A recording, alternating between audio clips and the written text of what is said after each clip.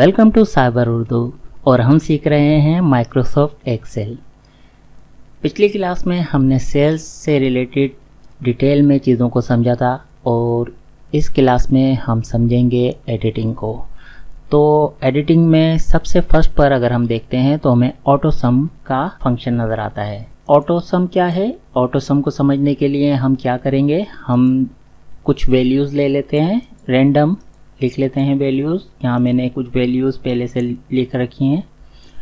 अब हम अगर इनका टोटल करना चाहते हैं, इनका सम करना चाहते हैं, तो अभी तक हमने फार्मूलाज पे काम नहीं किया है और हमने फार्मूला लगाना भी नहीं सीखा है। लेकिन ऑटो सम ये फंक्शन, ये टूल हमें बिना फार्मूला लगाए कुछ फार्मूलाज ऑटोमेटिक लगाने की फैसिलिटीज़ फराहम करता है। मिसाल के तौर पर हम यहाँ क्लिक करते हैं और हम यहाँ पर ऑटो सम चाहते हैं कि ये जो हमारे पास फिगर्स हैं इनका सम हमें मिल जाए, तो हम जस्ट ऑटो सम पे क्लिक करेंगे तो ये ऑटोमेटिकली इस पूरी रेंज पर फार्मूला अप्लाई कर देगा और हमें जस्ट इंटर करना है तो हमारा यहाँ पर ये फार्मूला लग जाएगा सम का और हमें टोटल मिल जाएगा। ये क्या टोटल मिला है? हमारी जो भी रेंज में वैल्यूज़ थी उनका टोटल हमें यहाँ मिल गया है। अब आगे देख लेते हैं। ऑटो सम के अलावा हम इसके अंदर average, count number, maximum value, minimum value भी मालूम कर सकते हैं बिना कोई फार्मूला लगाए। तो उसके लिए जस्ट हमें बस एवरेज पे क्लिक करना होगा और इंटर प्रेस कर देंगे तो इन तमाम वैल्यूज़ की जो एवरेज निकल के आ रही है वो यहाँ पर एवरेज में शो हो गई है। अगर हम काउंट करना चाहते हैं कि हमारे पास कितनी इस रेंज के अंदर कितने फिगर्स हैं, कितनी वैल्यूज़ हैं, तो हम काउंट का फार्मूला भी लगा सकते हैं। ओके कर देंगे तो यहाँ पर लिखा हुआ आ गया कि ये 6 वैल्यूज़ हमारे पास हैं जिनका सम हमने किया था। ये टोटल इस रेंज में हमारे पास 6 फिगर हैं, 6 वैल्यूज़ हैं। अच्छा, मैक्सिमम, अगर हम इस रेंज में मैक्सिमम वैल्यू मालूम करना चाहते हैं तो इसे फिर इंटर कर देंगे इस तरह करके, तो हमें इन वैल्यूज़ में जो सबसे मैक्सिमम वैल्यू होगी वो हमें शो हो जाएगी। यहाँ पर मैक्सिमम वैल्यू 500 है तो हमें 500 शो हो गई।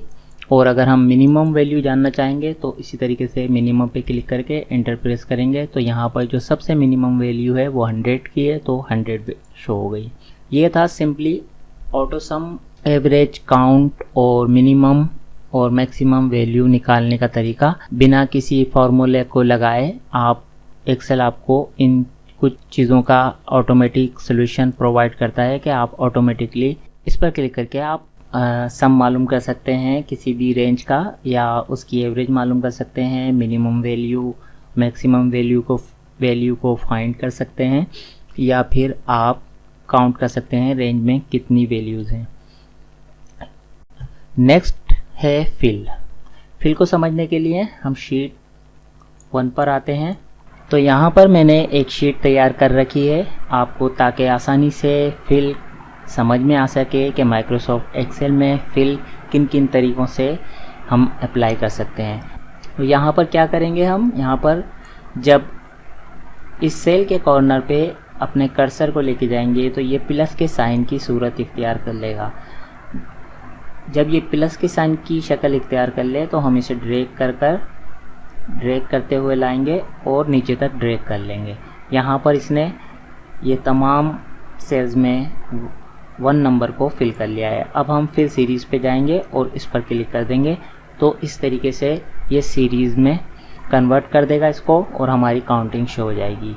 एक तरीका तो ये हो गया। दूसरा तरीका क्या है कि अगर हमें मुख्तलिफ़ किस्म के पैटर्न्स को फिल करना हो तो उसके लिए हम क्या करेंगे, यहाँ पर हम एक पैटर्न बना लेते हैं कि 20 और 40। तो इसके बाद आप हमें एक्सेल हमें फिल कर दे तो हम यहाँ पर इन दोनों को सिलेक्ट करेंगे और इनके कॉर्नर पर आएंगे, यहाँ पर प्लस का निशान शो होगा, डबल क्लिक करेंगे सिंपली और इस तरीके से हमारा पैटर्न फिल हो जाएगा। इसी तरीके से हम मंथ्स को भी सीरीज़ कर सकते हैं, उन्हें फिल कर सकते हैं। अगर हमने सिर्फ जनवरी लिखा है, जैन लिखा है और हम इसके कॉर्नर पे जाते हैं और डबल क्लिक करते हैं तो इस तरीके से ये ऑटोमेटिकली फिल कर देगा तमाम महीनों को। इसी तरीके से वीक डे में भी हम फिल को अप्लाई कर सकते हैं। उसका तरीक़ेकार बिल्कुल उसी तरीके से जैसे हमने अभी मंथ में किया। हम इसके कॉर्नर पे आएंगे, प्लस का निशान हमें नज़र आएगा और हम प्लस के निशान पर डबल क्लिक कर देंगे।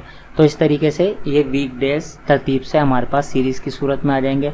हम फिल ऑप्शन में क्लिक करके मज़ीद चेंजेस कर सकते हैं। फिल डेज़ को फिल करना है या वीक डेज़। अगर हम वीक डेज़ फिल करेंगे तो इसके अंदर वर्किंग डेज आएंगे और सैटरडे संडे ऑफ हो जाएगा। तो यहाँ देख सकते हैं कि आप सैटरडे संडे फिल नहीं हुआ है। अगर हम इसको फिल डेज में करेंगे तो ये तरतीब से डेज आ जाएंगे पूरे वीक के। और भी मुख्तलिफ ऑप्शंस हैं। हम कॉपी सेल भी कर सकते हैं। अगर हम कॉपी सेल पे करेंगे तो तमाम के तमाम कॉपी हो गए। अब ये सीरीज़ ख़त्म हो गई। और अगर हम फिल सीरीज़ पे दोबारा क्लिक करेंगे तो सीरीज़ फिल हो जाएगी। डेट्स को भी फिल कर सकते हैं, डबल क्लिक करेंगे और ये तरतीब के साथ डेट आ गई। अगर हम फिल के ऑप्शन पे क्लिक करते हैं तो हमें यहाँ पर भी बहुत सारे ऑप्शन नज़र आते हैं।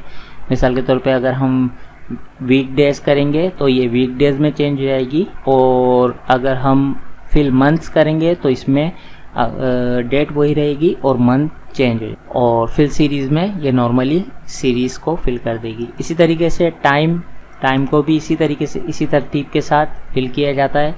आपको अगर टाइम फिल करना है तरतीब के साथ 1 बजा है, 2 बजे हैं, 3 बजे हैं, 4 बजे, 5 बजे, इस तरतीब के साथ तो आप इस तरीके से भी फिल कर सकते हैं। और अगर आपको जस्ट कॉपी करना है तो ये तमाम सेल्स में इस पर कॉपी भी हो जाएगा। और दोबारा हम सीरीज़ पे ले आते हैं इसको। वीक डे अगर कोई टेक्स्ट है हम लिख रहे हैं वीक 1 और हमें हर सेल में लिखने की ज़रूरत नहीं है कि हम वीक 2 लिखें, वीक 3 लिखें, वीक 4 लिखें। तो हम जस्ट फिल का ऑप्शन यूज़ करते हुए इसे इस तरीके से फिल कर लेंगे। यहाँ पर मैंने अपना नाम लिखा हुआ है।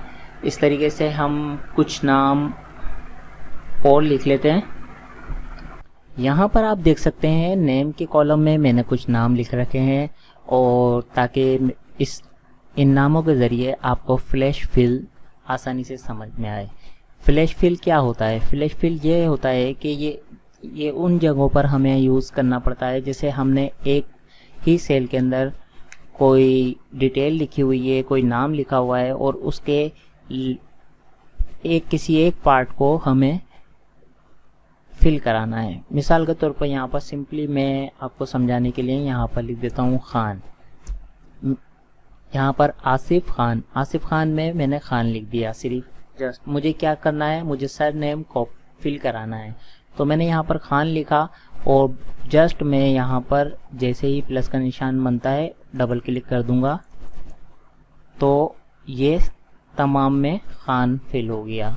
ये क्या किया इसने, जस्ट कॉपी कर दिया है। अब मैं कॉपी सेल से के ऑप्शन को ख़त्म करके यहाँ पर फ्रेश फिल पर जैसे ही क्लिक करूँगा तो आपने देखा इसने क्या किया, इसने तमाम जो लेफ़्ट साइड पर लेफ़्ट कॉलम के अंदर नाम आ रहे थे उनके सर नेम को कॉपी कर लिया है। अगर मैं इन्हें चेंज करना चाहता हूँ कि यहाँ पर मुझे सर नेम नहीं चाहिए और यहाँ पर मैं लिख देता हूँ कि यहाँ पर मुझे सबके सिर्फ नाम चाहिए विदाउट सर नेम, तो मैंने यहाँ पर एक पर चेंज किया तो आप देख सकते हैं कि यहाँ पर सब पर चेंज हो गया और इस तरीके से तमाम नाम विदाउट सर नेम हमारे पास आ गए हैं। फिल का ये टूल बहुत ज़बरदस्त है और ये बहुत टाइम सेवर है। आप इसकी प्रैक्टिस अच्छे से ज़रूर कीजिएगा। अब लास्ट में मैंने लिखा हुआ है कस्टम फिल भी हम बना सकते हैं। कस्टम फिल हम किस तरीके से बना सकते हैं उसको समझने के लिए ये थोड़ा सा एडवांस एक्सेल से रिलेटेड है, लेकिन मैं कोशिश करूँगा कि आपको समझा सकूँ।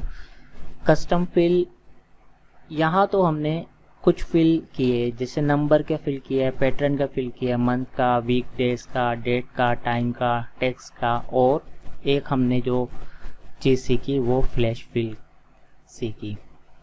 कस्टम फिल ये कि हम अपनी मर्ज़ी का कस्टम फिल बना सकते हैं। वो किस तरीके से बना सकते हैं, जैसे मैंने यहाँ पर आपको समझाने के लिए अल्फ़ाबेट लिखी हुई है, A to Z मैंने अल्फ़ाबेट लिखी हुई है, लेकिन आप इस तरीके से अपनी मर्ज़ी की कोई भी जो आपकी रिक्वायरमेंट हो कि एक सीरीज़ हो जिसे आप फिल कराना चाहते हो तो वो भी लिख सकते हैं। वो महीनों के नाम भी हो सकते, किसी भी किस्म की सीरीज़ जिसे आप कस्टम बनाना चाहें तो उसका तरीक़ेकार ये है मैं यहाँ पर अल्फ़ाबेट की मदद से समझा रहा हूँ कि ये मैंने अल्फ़ाबेट लिखी और उसको सिलेक्ट कर लिया। अल्फ़ाबेट की पूरी रेंज को मैंने सिलेक्ट कर लिया। तो ये मैंने अल्फ़ाबेट की रेंज सिलेक्ट की। अब मैं जाऊँगा फाइल में और ऑप्शन में जाऊँगा, फिर उसके बाद मैं जाऊँगा एडवांस में, और यहाँ पर एडवांस में जब मैं स्क्रॉल करूँगा तो मुझे एक ऑप्शन दिखाई देगा एडिट कस्टम लिस्ट। इस पर मैं क्लिक कर दूंगा। जैसे ही मैं इस पर क्लिक करूंगा तो यहाँ पर मैं कस्टम लिस्ट को एडिट कर सकता हूँ, अपनी खुद की एक कस्टम लिस्ट एक्सेल को बता सकता हूँ कि ये मेरी लिस्ट है। नेक्स्ट टाइम जब भी मैं फिल करूँ तो मुझे ये लिस्ट भी मिल जाए। तो उस सूरत में क्या होगा कि यहाँ पर ऑलरेडी अगर मैंने सिलेक्ट किया हुआ है तो पूरी रेंज यहाँ पर शो हो रही होगी। हमें रेंज बताने की ज़रूरत नहीं है, हम जस्ट इंपोर्ट पर क्लिक कर देंगे और ओके कर देंगे। यहाँ भी हम ओके कर देंगे। अब क्या होगा, अब हम यहाँ पर अगर इस तरीके से ए लिखते हैं और उस पर डबल क्लिक कर देते हैं तो ये ऑटोमेटिकली हमारी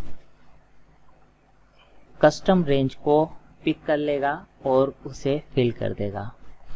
तो ये बहुत इंटरेस्टिंग चीज़ है और इसकी प्रैक्टिस आप लाजमी कीजिएगा। फिल के ये तमाम ऑप्शन मैंने आपको अच्छे से समझाए। अब आगे बढ़ते हैं क्लियर पर।